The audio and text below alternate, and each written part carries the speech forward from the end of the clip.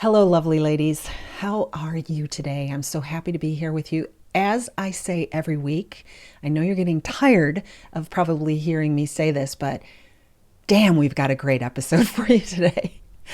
The magic moment. Who doesn't love that moment in a sales call when you have done a really wonderful job in understanding who you're talking to, understanding what they want more than anything else in life, and how you can help them be able to get there? You're ready. You're at that magic moment where you're going to make your offer. You're going to talk about your solution and how you can solve that and the investment that they should be willing to make, right? And so it is just the culmination. It's the reason you're there. And yet, have you ever found yourself maybe getting a little bit inside of your head and starting to, in essence, lose the rhythm of the call? Gets a little awkward sometimes. And you're at that magic moment and you want it to go well. But unfortunately, there's a time where you start to lose your confidence and you in essence collapse within yourself and you block yourself from leading the way through that magic moment in a way that will get you to the result you're looking for. Have you had it happen? Is it only me? No, I don't think so. So we have to say that it's your mindset that's happening. And we're going to talk today about what's going on. What's the chatter that's happening in your mind that's creating that awkward moment as opposed to the magic moment, and how you can move beyond that. And in order to do that, I have invited a wonderful, beautiful human being who I adore to the table because she is a mindset coach and she has amazing gifts to share with us today about limiting beliefs.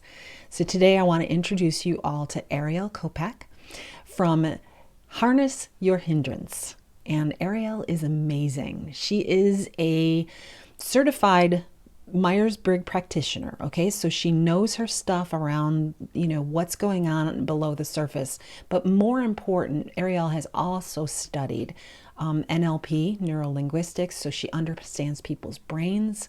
She helps individuals and groups identify the mindset barriers and the emotional roadblocks and the limiting beliefs that hold them back. So who better to bring in to have a conversation with us today about this magic moment than Miss Ariel Kopac. Ariel, it's so good to have you here. Welcome.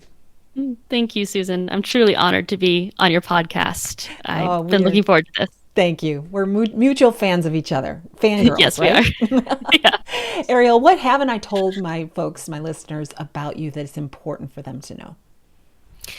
You covered the key points, and I think you did an amazing job of demonstrating my passion that I have for helping people to break through their roadblocks and discover really unlocking their potential. My background was in training and developing financial advisors. And what I found through the training was I enjoyed the training and helping people learn new things. But oftentimes, even once they had all the knowledge, they didn't take the steps forward. And I always wondered why. Why do people not take that simple step towards success? Why do we hold ourselves back? Mm-hmm. And that question tormented me. So that was what led my pursuit of knowledge of all these different aspects of how our brains work and human behavior and why we limit ourselves.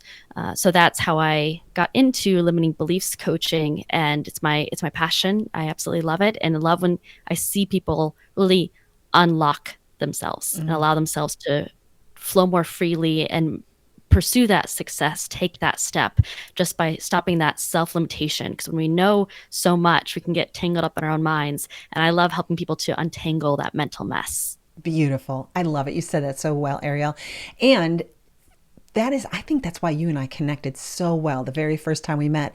It's like we are so on the same page. I've always said you can have all the skills, all the processes. You can know exactly, the playbook on being successful in sales, especially.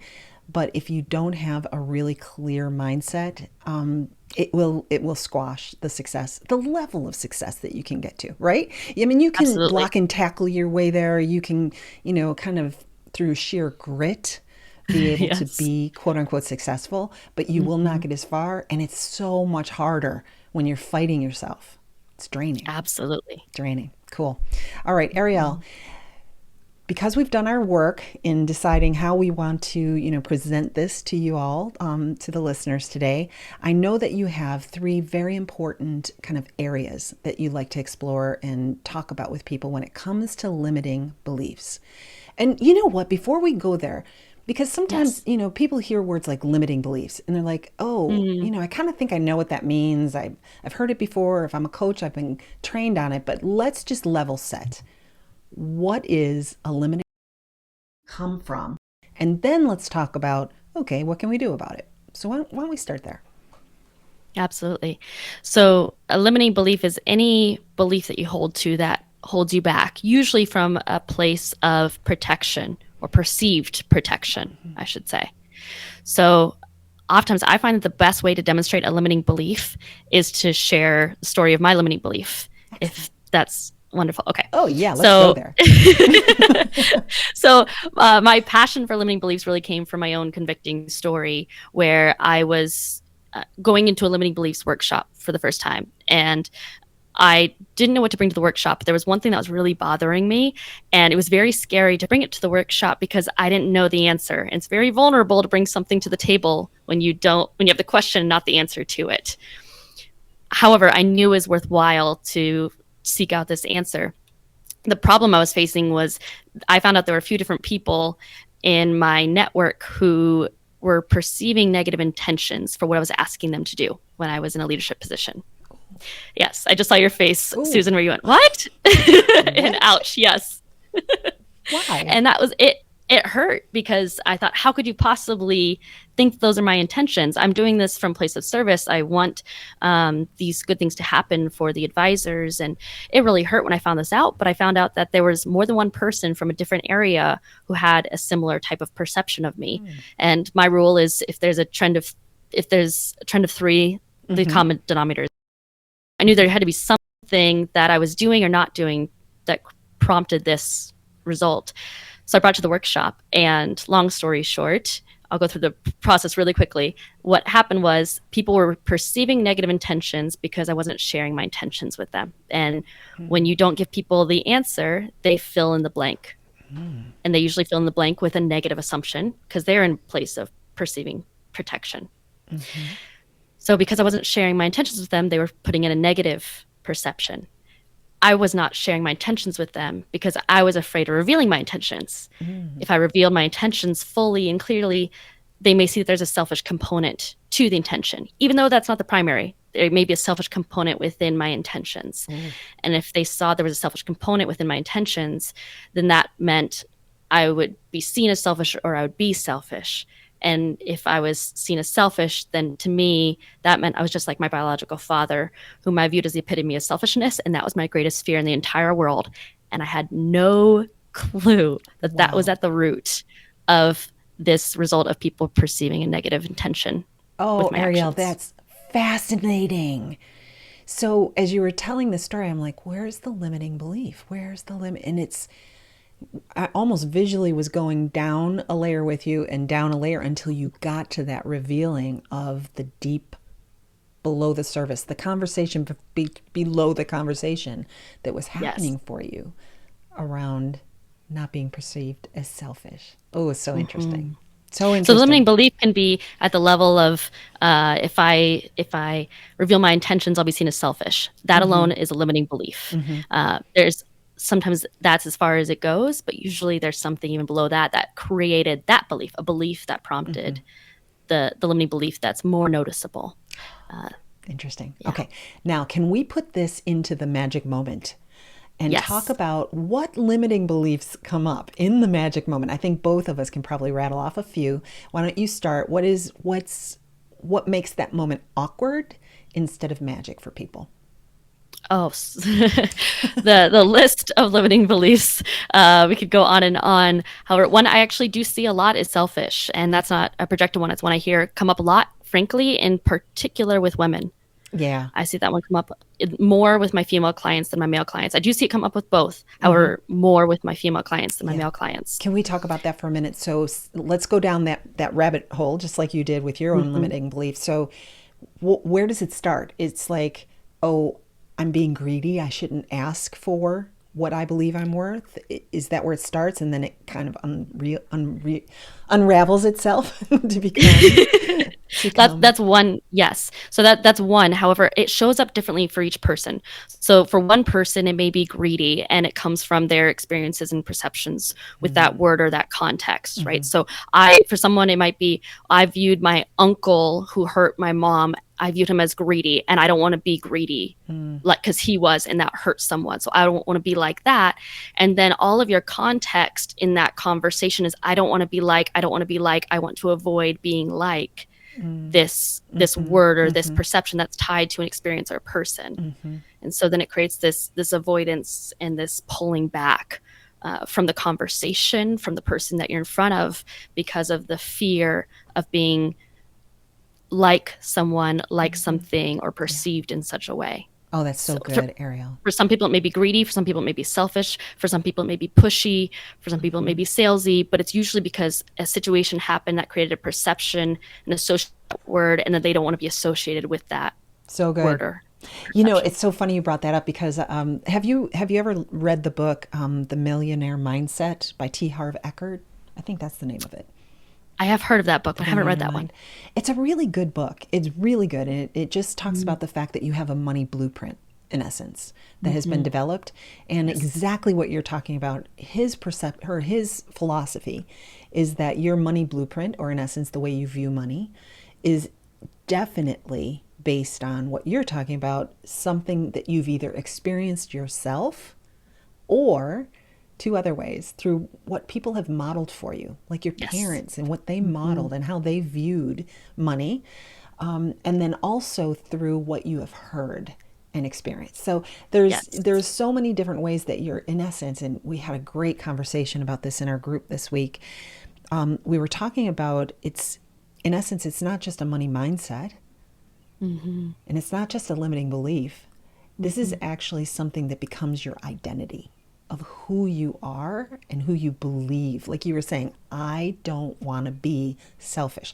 My identity is rooted in this, and to be Yes. perceived as that is one of the worst things. So sometimes in mindset work, it's not just the way you're thinking about things, but it's actually how can you shift your identity in a way that's more advantageous to you to get your outcomes that you're looking for, because your current identity is not serving you at all.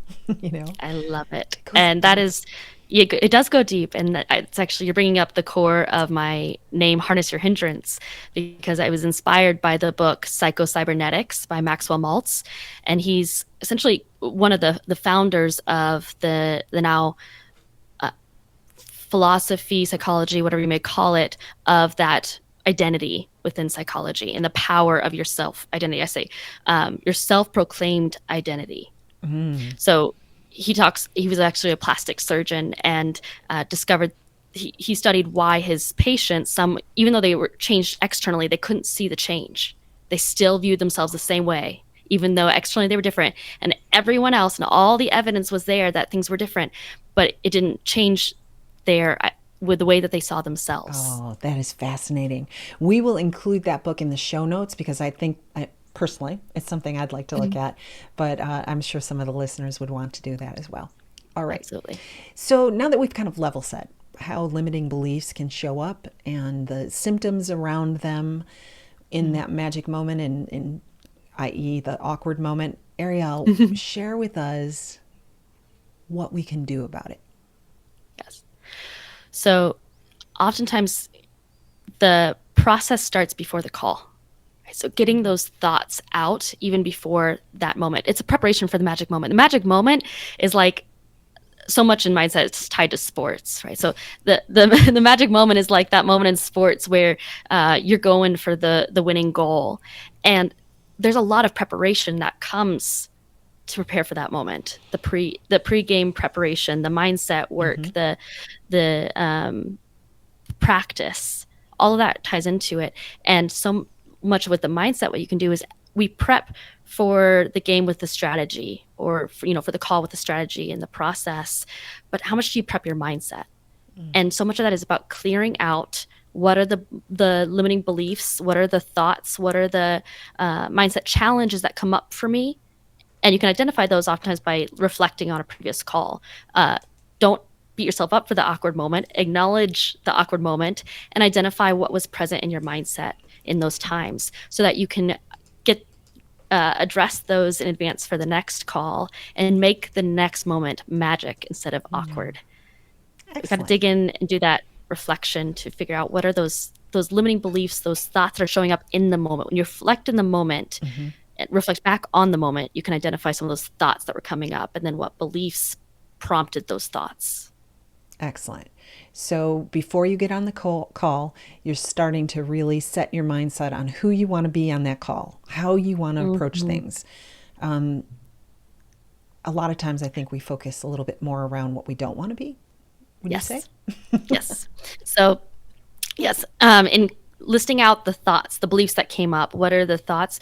Oftentimes what people will find is, I don't want to be like this. I don't want to be greedy. I don't want to be salesy. I don't want to be pushy. I don't want to be selfish. I don't want to be, or I don't want to be seen as. And so listing those out, calling those out, acknowledging that they're there, and then saying, okay, I can acknowledge those. Now, what do I want to be? How do I want to show up? What do I want to be like? Beautiful. Who do I want to be on this call?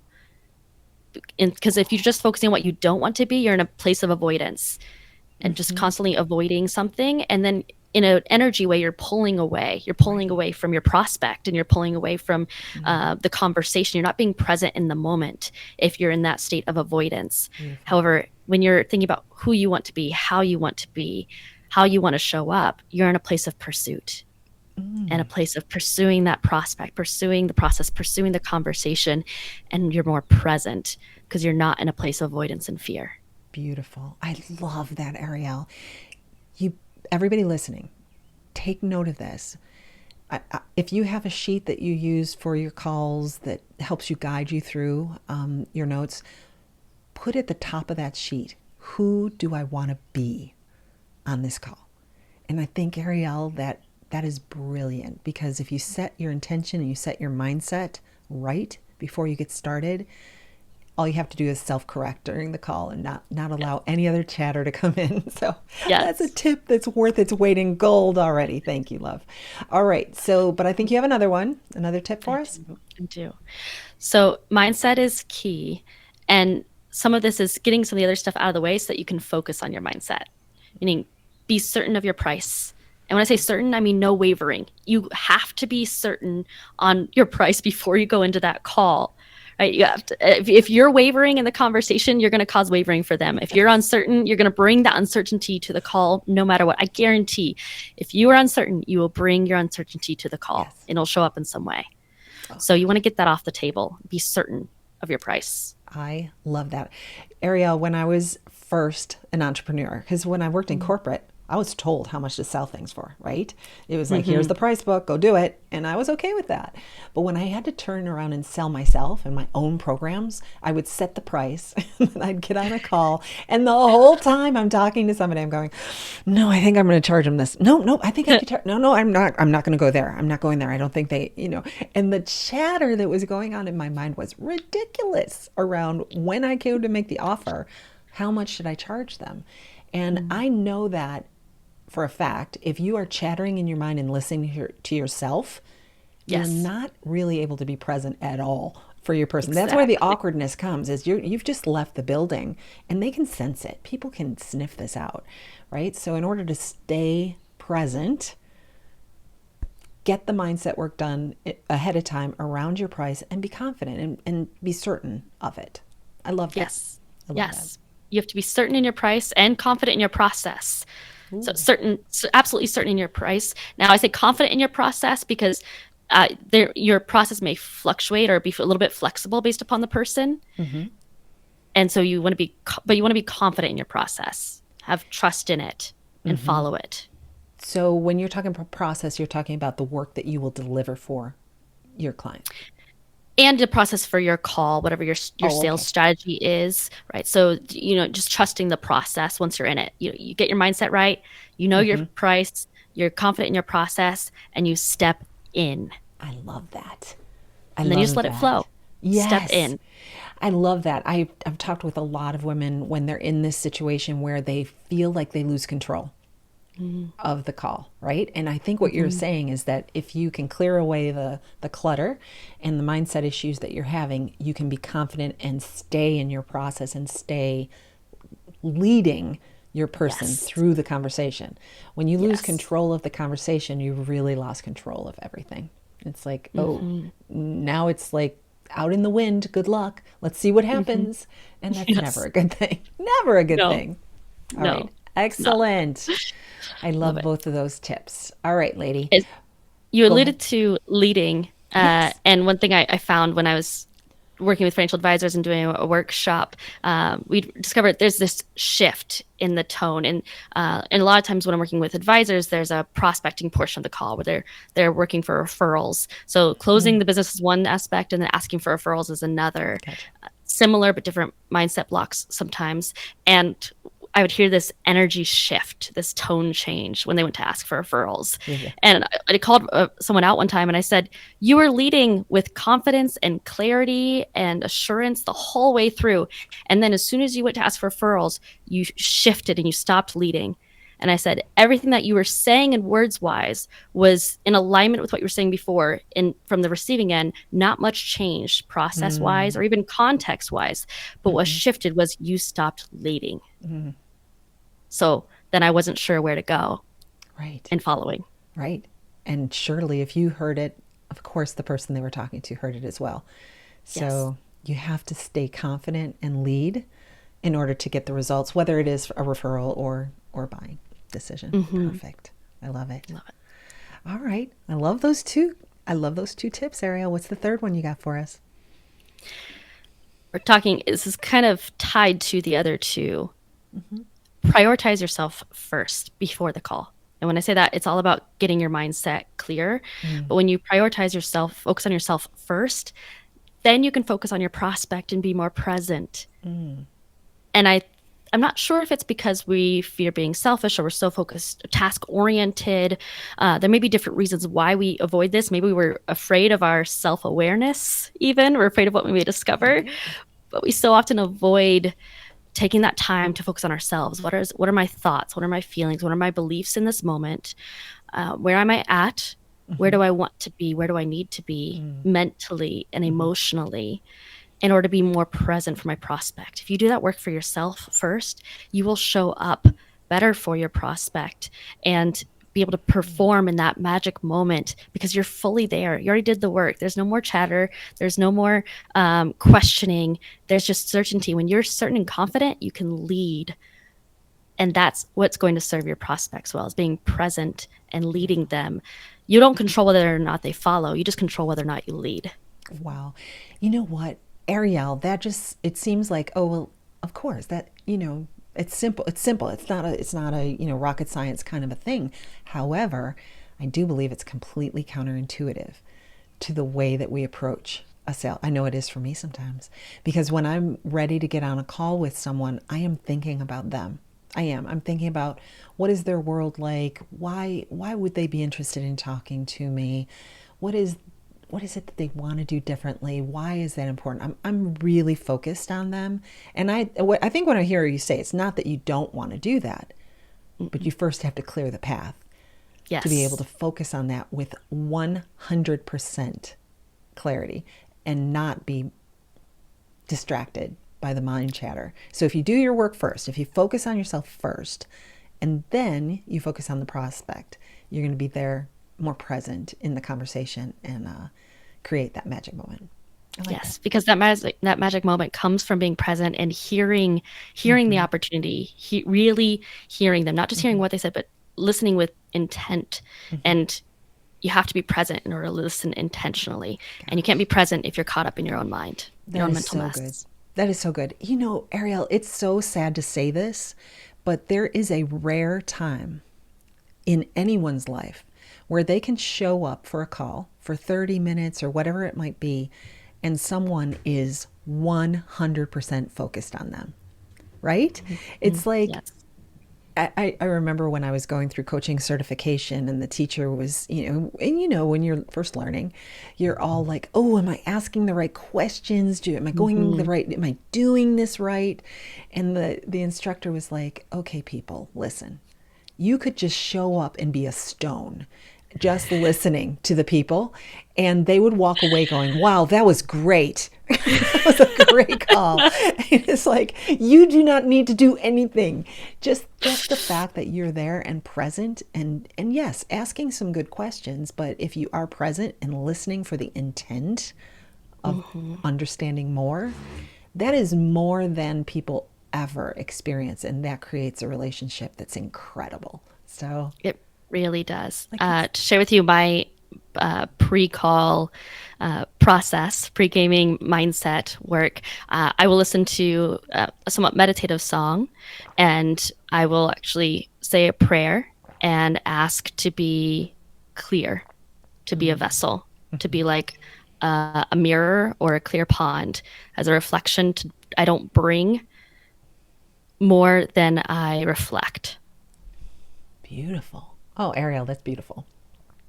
All Thank you. right, listen, people who are out there in the cyber sphere listening to the wisdom that Ariel is sharing with us, I just, I am in awe. I wish you could see her. If you want to see Ariel, you can go out to YouTube and see this beautiful lady's face. Ariel is the epitome of what we want our next generation to become. I'm so impressed with you, lady. I'm an old lady. You're a young lady. I'm impressed with you. You you can't make me speechless on your podcast, Susan. That's counterintuitive for sure. I just love you. All right. Listen, where can people find your goodness? Where can they connect a little bit more with you? Well, they can go to my website. It's www.harnessyourhindrance.com. Okay. Hindrance spelled Hindrace. There's Perfect. more than one way to spell hindrance, so I like to make that clear. But harnessyourhindrance.com, and you can find podcasts there, ways to connect with me, and a cool commercial me practically jumping off of a mountain. Oh, I want to take a look at that. You can also sign up for your newsletter. You have a beautiful newsletter that you put out, which has lots of Yes, great yes, insights into it. And here's one thing absolutely. about Ariel. I love this. Ariel doesn't have any qualms in saying she doesn't really do a lot of consults. She works mostly by the referral and doesn't invite in a lot of people for just, the 30-minute consult call. However, she was willing to do one thing for our listeners is, if you found or resonate, if what she said resonated, let's go there. If what she said resonated with you around the importance of preparing for a call by prepping your mindset, or around creating a mindset that is certain of your price, your process, and your delivery. Or the third thing was, if you need a little bit of help on how to create in essence, a routine around focusing first on yourself and then your clients so you can be present. Those three things were her big tips for you. If you'd like to meet with Ariel for 15 minutes on one of those items to just dive in and have a conversation about how you can get a little bit clearer on any one of those, she's willing to do that for you. So, in order to connect with Ariel, you can go to her website, Harness Your Hindrance. The show notes on my website, Unstoppable Women in Business, go to the podcast page, the episode 27, you'll see the show notes. It will have all of the information for Ariel, her website address, anywhere else that you can follow her. And I'll also put out the link to the book, the Psycho Cybernetics. That's a mouthful, because It that is. sounds really like a great resource to Ariel. All It right, is. Ariel, thank you. It was such a Thank pleasure you, spending Susan. time with you. It's always a pleasure and it's an honor to be on your podcast. You know, Well, I admire you greatly. So, this was an honor and a joy, and I always love our conversations. So, I'm happy to share one of our joyful conversations with your yeah, listeners too. this was fun. Thank you, love. Your love. And you will come back again soon. We cannot not do this again. That's for sure. All Thank you. right. All righty. Hey there. Let me tell you that I am here for you in any way that I can to support you. And one of the ways is I have a beautiful group coaching program called The Success Collaborative. You can find it out on my website. We're a group of women that support each other. No one should be out there alone building their business. It is not fun. I want you to have someone who can guide you along, help you create a clear path to success, help you get a little bit of coaching when you get in the weeds, like Ariel is mentioning here today, and also have peers that become almost like your personal board of directors, right? That is the Unstoppable Women in Business Success Collaborative, and it would be so much fun to have you along for the ride. So check us out on my website for that. And until we meet again, you go get them, girls. Come on. I know you can do it. Let's keep our minds straight and get to work. All right. Have a great day today, everybody. It was nice to talk to you. Bye-bye.